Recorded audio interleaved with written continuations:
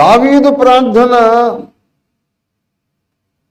ఏదో మరణాపాయం వచ్చిందని, చచ్చిపోతాడని దేవుడు చెప్పాడని, ఏదో ఘోర ప్రమాదం వచ్చిందని కాదు.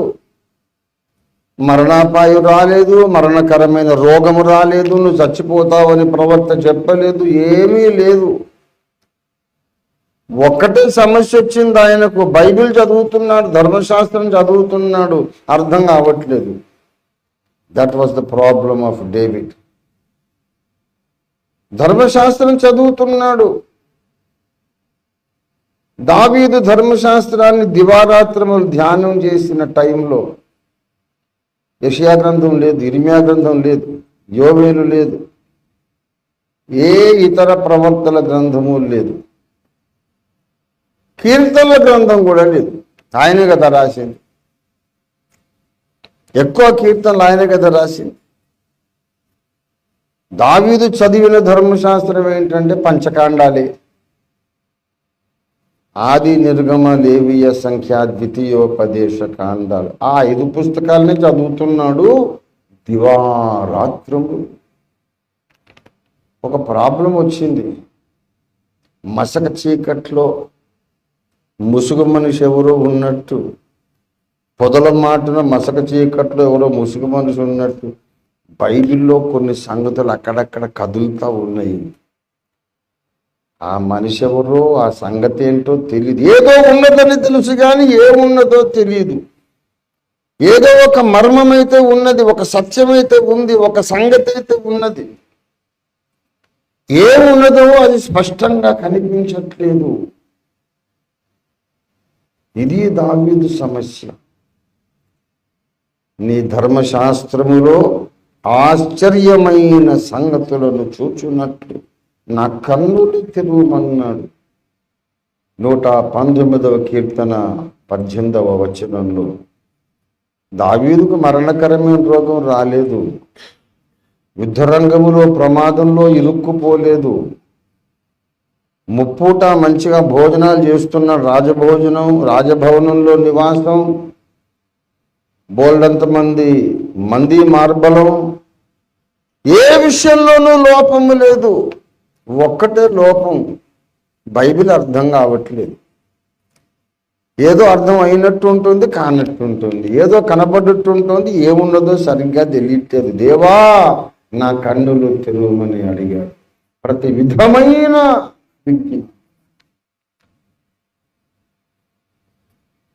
నీకే వచ్చిన శారీరక రుగ్మత కొరకు ప్రార్థన చేయడం.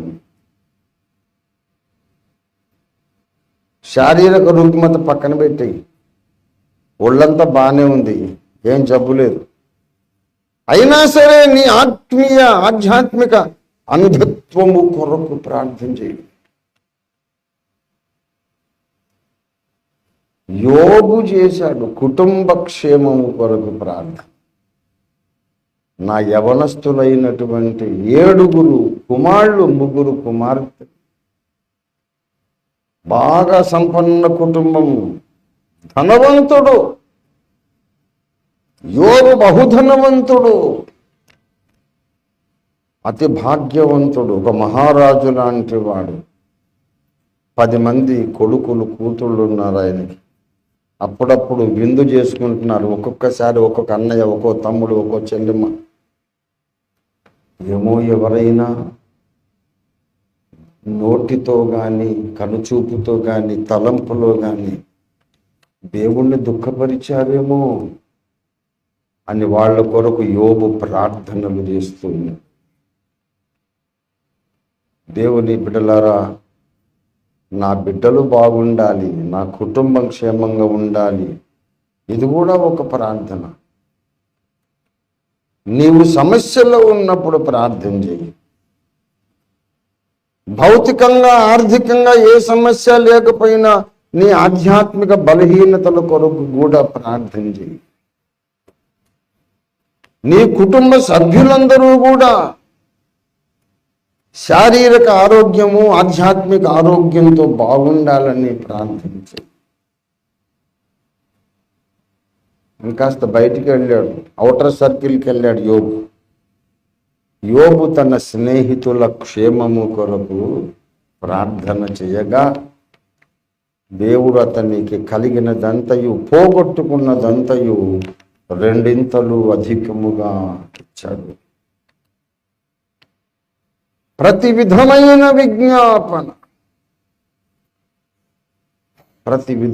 విజ్ఞాపన దేవుని బిడ్డలారా,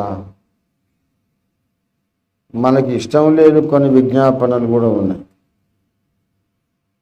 మనకంటే ఇంకా మానసిక పరిపక్వత సాధించని, పరిపక్వత లేనటువంటి ఇమ్మెచ్యూర్ బిలీవర్స్కి తెలియని, ఇష్టం లేని ప్రార్థనలు. శత్రువులు నాశనం అయిపోవాలని కూడా ప్రార్థన చేసేది దావీదు. దేవుడు ప్రేరేపించి ఆ ప్రార్థన చేయించాడు.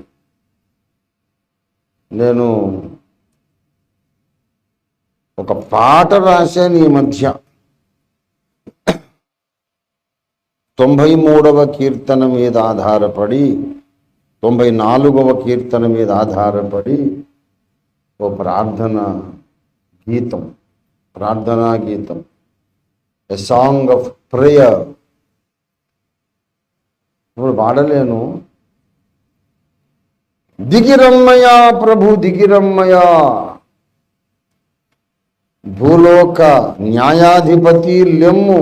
94th సామ్ మొదటి నుండి. యెహోవా ప్రతీకారము చెయ్యుదేవా, గర్విష్ఠులకు ప్రతిఫలమిమ్ము.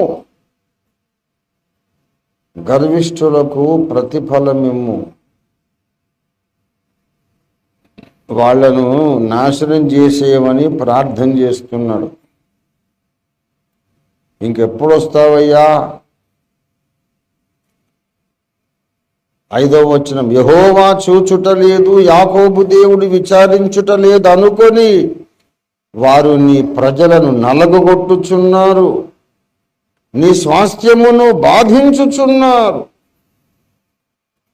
తొందరగా దిగిరమ్మని ప్రార్థన చేస్తున్నాడు. శత్రు వినాశనము కొరకు కూడా దావీదు ప్రార్థన చేస్తున్నాడు. ఇలాగా ఎన్నో రకరకాల ప్రార్థనలు. అదొక ప్రత్యేక అంశము. యాక్చువల్గా దావీదు ప్రార్థనలు అనేదే ఒక స్పెషల్ టాపిక్గా మనము ధ్యానం చేయొచ్చు. దయచేసి దావీదు ప్రార్థనల్లో ఒక ముఖ్యమైన ప్రార్థన 143వ కీర్తన 143th సామ్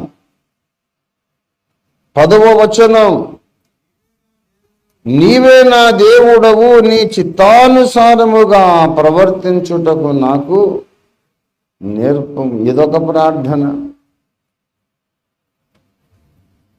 పెద్ద పుస్తకం రాయాల్సినటువంటి అంశం. దావీదుకు ఒక పేరు పెట్టాడు దేవుడు, నా చిత్తానుసారమైన మనస్సు కలిగినవాడు. మరి ఇక్కడ దావీదు ఏమడుగుతున్నాడు? నీ చిత్తానుసారంగా ప్రవర్తించుటకు నాకు నేర్పు. దావీదుకు ఉన్నదేమిటి, లేనిదేమిటి? దావీదుకు ఉన్నదేమో దేవుని చిత్తానుసారమైన మనస్సు. లేనిదేమిటంటే దేవుని చిత్తానుసారంగా ప్రవర్తించడం అనేది లేదు. లేదనే కదా నాకు నేర్పవయ్యా అని అడుగుతున్నాను. ఇది రోమా 7వ అధ్యాయం యొక్క ప్రతిబింబం. మేలైనది చేయవలెనని కోరిక నాకు కలుగుచున్నది, కానీ చేయుట నాకు కలుగుటలేదు. నేను చేయగోరుచున్న మేలును చేయగోరని కీడునే చేయుచున్నాను. దేవుని చిత్తం చేయాలని బోల్డంత ఆశ ఉంది, కానీ చేయటం నా వల్ల కావడం లేదు. నీ చిత్తానుసారంగా ప్రవర్తించడం నాకు నేర్పించు. నీ ధర్మశాస్త్రంలోని మర్మాలు చూడడానికి నాకు సహాయం చెయ్యి. నా శత్రువులను నాశనం చెయ్యి. ఎన్నో రకరకాల ప్రార్థనలు భక్తులు చేశారు. నాకు అకాల మరణం రాకుండా చెయ్యి. ఇది కూడా దావీదు భక్తుని ప్రార్థనే సుమా. మరణము నుండి నన్ను తప్పించుమని ప్రార్థన చేశాడు. 102వ కీర్తన 24వ వచనం. నేను ఈలాగు మనవి చేసి తిని, నా దేవా నా దినముల మధ్యను నన్ను కొంచుకోకుము. నా దినాలున్నాయి, నాకు కేటాయించబడ్డ దినాలున్నాయి, మధ్యలో నన్ను తీసుకుపోవద్దయ్యా. నా దినాల మధ్యలో తీసుకుపో. నువ్వు నాకు అనుగ్రహించిన పూర్ణమైన ఆయుర్దాయం బ్రతకడానికి సహాయం చేయమని అడిగా. అకాల మరణం వద్దని ప్రార్థన చేశాను. దేవుని బిడ్డలారా, ప్రతి విధమైన ప్రార్థన అంతా ఒకటే కాదు. హన్న ఇక్కడ మోకరించింది అనుకోండి, దావీదు ఇక్కడ మోకరించాడు అనుకోండి. వీళ్ళిద్దరు ప్రార్థనలకు, ఒకరి ప్రార్థనకి ఇంకొకరు ఆమెను అనగలరా? ఆమె సమస్య వేరు, ఈయన సమస్య వేరు. ఆమెమో గర్భఫలం కావాలని ఏడుస్తుంది, ఈయనేమో ఆధ్యాత్మికంగా కళ్ళు తెరుచుకోవాలని అడుగుతుంది. అన్నమ్మ, నేను ప్రార్థన చేస్తాను, నువ్వు నాతో అంగీకరించు అని దావీదు ప్రార్థన ఎత్తుకున్నాడు అనుకోండి. దేవా, నీ ధర్మశాస్త్రములు ఆశ్చర్యకరమైన సంగతులు చూచుటకు నా కళ్ళు తెరువు, నా శత్రువులను నాశనం చేయి, నీ చిత్తానుసారంగా ప్రవర్తించడం నాకు నేర్పించు అంటే హన్నమ్మ చూస్తూ ఉంటుంది. ఆమెను అనవేంటమ్మా అంటే, ఉండవయ్యా స్వామి, ధర్మశాస్త్రంలో మర్మాలు అర్థమైతే నాకేంటి, అర్థం కాకపోతే నాకేంటి, ఎవడో నాశనం కావాలండి నేను ప్రార్థన చేయడం ఏంటి? ముందు నా కడుపు పండాలి, నాకు కొడుకు రావాలి. ఆమె ఈయన ప్రార్థనకు సంపూర్ణమైన మనస్సుతో, పూర్ణ హృదయంతో ఆమె చెప్పలేదు. ఆమె ప్రార్థన ఎత్తుకుంటుంది, నాకు చక్కని కొడుకుని. మరి దావీదు ఎగాదిగా చూస్తాడు. ఏమయ్యా ఆమె చెప్పి, నాకు బోల్డ్ మంది ఉన్నారు ఆల్రెడీ, ఇంకోటి ఎందుకు? That is not his problem. అన్నా గొప్ప ప్రార్థనా పరురాలని మనం ప్రసంగాలు చేస్తాము. దావీదు కూడా ప్రార్థనా పరుడు. ఒకవేళ టైం ట్రావెలింగ్ చేసి ఇద్దరు ఒక కాలంలోకి వస్తే, ఈమె ప్రార్థనకు ఆమె చెప్పదు, ఆమె ప్రార్థనకు ఈయన ఆమె చెప్పడు. ఎందుకంటే పరిస్థితులు వేరు, సమస్యలు వేరు. అన్న ప్రార్థన చేస్తే దావీదు దిక్కులు చూస్తాం. దావీదు ప్రార్థన చేస్తే మోషే ఆమెను అనడు.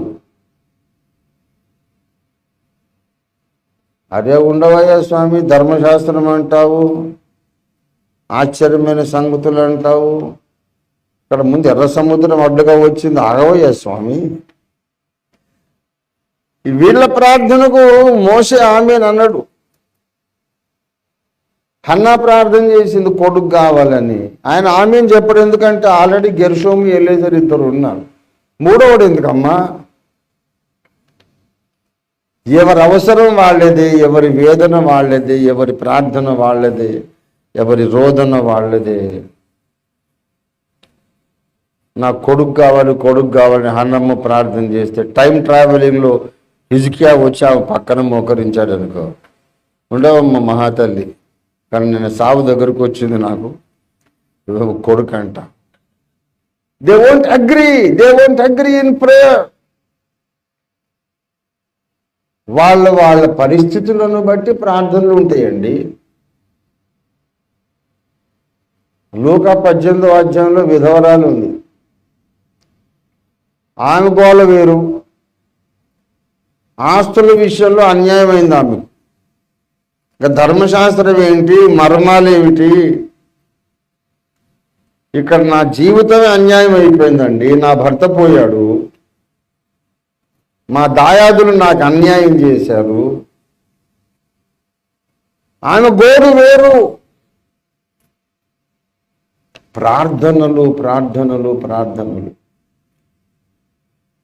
నీకున్న ఇమీడియట్ సిచ్యువేషన్లో దేవుని జోక్యాన్ని ఇన్వైట్ చేయడమే ప్రార్థన. Prayer is inviting God's interference in your current situation, whatever it may be.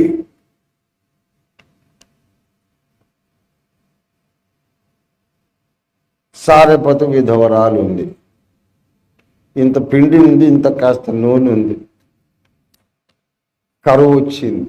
పిండి దొరకట్లేదు, నూనె దొరకట్లేదు, కరువు వచ్చింది.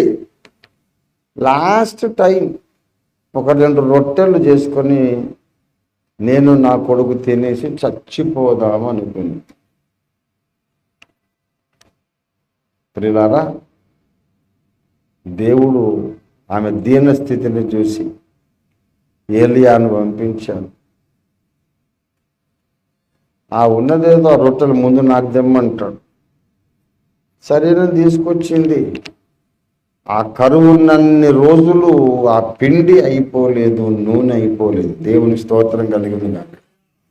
దేవుని జోక్యం, మనమున్న సిచ్యువేషన్, మనమున్న సన్నివేశములోనికి దేవుని జోక్యాన్ని ఇన్వైట్ చేయడమే ప్రార్థన. ఇట్ డజంట్ మ్యాటర్ అది నీకు రోగమా, అప్పుల బాధ ఉందా, మానసిక అశాంతి ఉన్నదా, నీ మీద మంత్రశక్తులు దాడి చేస్తున్నాయ్యా, మరణాపాయం వచ్చిందా, బైబిల్ అర్థం కావట్లేదా, ప్రార్థన చేయలేకపోతున్నావా, ఏవైనా రహస్య పాపాలు చేయమని బలమైన శోధన కలుగుతున్నదా? ఏలియా, మోషే వీళ్ళందరి ప్రార్థనలు అక్కడ పక్కన పెడితే చాలా దయనీయమైన, కడుపు చెరువైపోయే ప్రార్థన. మనం కన్నీళ్లు ఆపుకోలేము ఆ ప్రార్థన విని. ఫిలిష్తీయుల దేవాలయంలో సంసోను చేసిన ప్రార్థన. 2 కళ్ళు లేవు, కళ్ళ స్థానంలో 2 గుంటలు ఉన్నాయి అంతే.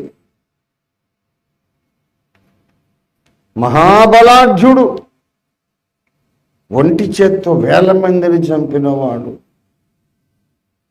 పాపమే చేశాడు. దేవుని కోపాన్ని తన మీదకి రప్పించుకున్నాడు, అభిషేకాన్ని పోగొట్టుకున్నాడు. స్త్రీలు చేసే పని తిరగలి విసరుతున్నాడు. మన శత్రువును మన దేవత మనకు అప్పగించిందని ఆ విగ్రహారాధకులు ఆ విగ్రహాలయంలో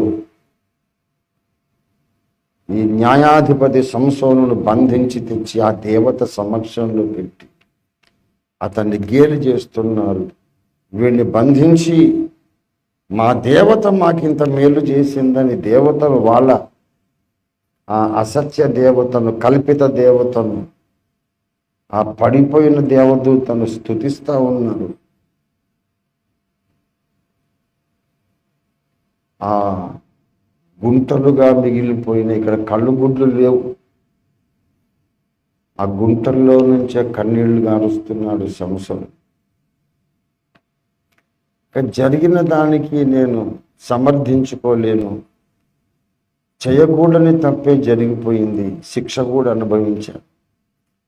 తప్పు జరిగింది, శిక్ష కూడా అనుభవించాను. ఎట్లాగైనా చచ్చిపోతాను. ఒక్కసారి మాత్రమే నన్ను జ్ఞాపకం చేసుకో తండ్రి. ఒక్కసారి నీ బలము నాకు దయచేయి. నేనును నాతో కూడా ఫిలిష్తీయులందరూ చచ్చిపోదుము గాక. అంటే పనికి మళ్ళోడా. ముందు షోరేకులో ఒక స్త్రీని మోహించావు, తర్వాత దెలీలా అనే దాన్ని మోహించావు. నీకు ఇదే పని అంటరా? ఎన్నిసార్లు క్షమించినా మళ్ళీ మళ్ళీ తప్పు చేశావు, ఏ మోహం పెట్టుకుని నా దగ్గరికి వచ్చావు అనలేదు దేవుడు. తన దాసుడు ఆ గుంటలో పడ్డటువంటి ఆ కళ్ళున్నటువంటి గుంటల్లో నుంచే నీళ్లు గారుస్తుంటాయి. దేవుడు విన్నాడు. ఒక్కసారి నన్ను జ్ఞాపకం చేసుకోతండి, నేను నాతో పాటు వీళ్ళందరూ చచ్చిపోవాలి. నిన్ను ఎలాగ గేలి చేస్తున్నారు చూడు, నన్నే కాదు నిన్ను కూడా గేలి చేస్తున్నారు. అంతే, దేవుని బలం దిగుచ్చి ఆ స్తంభాలను పట్టుకొని బలంగా ముందుకు వంగాడు. ఒక్కసారిగా ఆ గుడి కప్పంతా నేలకూలింది. జీవితకాలమంతా సంసోను చంపిన వాళ్ళ శవాల లెక్క కంటే ఆ ఒక్క దినమే ఎక్కువ మందిని చంపేశాడు. ప్రార్థనలు రకరకములు. దేవుని బిడలారా, ఏది చేసినా పరిశుద్ధాత్మ వలన చేయమన్నాడు. ఆత్మ వలన ప్రతి విధమైన విజ్ఞాపన చేయండి. ఇన్ని రకాల ప్రార్థనలు. దీంట్లో సంసోను ప్రార్థన చూశాం కదా, దాదాపు అదే కోవకు చెందిన ప్రార్థన దావీదు కూడా చేశాడు. 51వ కీర్తన. తప్పైపోయిందయ్యా, నీ కృపను బట్టి, దేవా నీ కృప చొప్పున నా అతిక్రమములను నీ వాత్సల్య బాహుళ్యతను బట్టి నన్ను క్షమించు, కరుణించు. హిస్సోపుతో నా పాప దోషం పరిహరించు. వ్యక్తిగతంగా పశ్చాత్తాప గీతము, మారు మనస్సు పొంది ప్రార్థన చేసి ఆ ప్రార్థననే ఒక పాటగా రాశాడు. బాగుందండి ఈ పాట, తరతరాలు పాడుకుంటున్నారు. ఎవరు రాశారండి? దావీదు మహారాజు. ఊరు వాడ మొత్తం టామ్ అయిపోతా ఉంది. దేవా, రక్తాపరాధములని నన్ను విడిపించు, నేను పాపము చేసి తిని, పాపములోనే నా తల్లి నన్ను గర్భమును ధరించెను. ఆ మహారాజు ఎందుకు ఈ మాటలు రాశాడు? ఎంతో ఘనకార్యం చేశాడులే. ప్రతి భక్తిహీనుడు, భక్తిపరుడు అందరూ మాట్లాడుకోవడమే దావీదుల గురించి. తరతరాలు తాను అవమానమైపోవడానికి సిద్ధపడి ఒక పాట రాసి ప్రజల నోళ్లలో పెట్టేసి. నేను అనుకుంటాను, మనలో ఎవరైనా ఏదైనా తప్పు చేస్తే దాని మీద పాట అయితే రాయి, పాట రాసి అందరికీ నేర్పిస్తే అందరూ పాడేస్తే మన పరువేం కావాలి? సీక్రెట్గా మారు మనసు పొంది పాప క్షమాపణ కొరకు వేడుకొని క్షమాపణ పొంది సైలెంట్గా మళ్ళీ మామూలుగా దేవునితో నడుస్తాం. కానీ అందరికీ నేర్పించేస్తామండి పాట. దావీదు అలా చేశాడు, యథార్థవంతుడు. అరే, అవమానం అవుతుందయ్యా, పాట రాస్తావేంటి? ప్రతి పనికి మాలినోడికి ఇదే పాడుకుంటాడు, నిన్ను గురించి అడుగుతాడు, మాట్లాడుకుంటాడు. లోకమంతటి అవమానం అయిపోతుంది నీకు అంటే దావీదు అంటాడు, పోనీలే, నా దేవుడే గాయపడ్డప్పుడు నాకు అవమానమైతే నష్టమే ఉంది, పర్లేదు. ఇన్ని రకాల ప్రార్థనలు.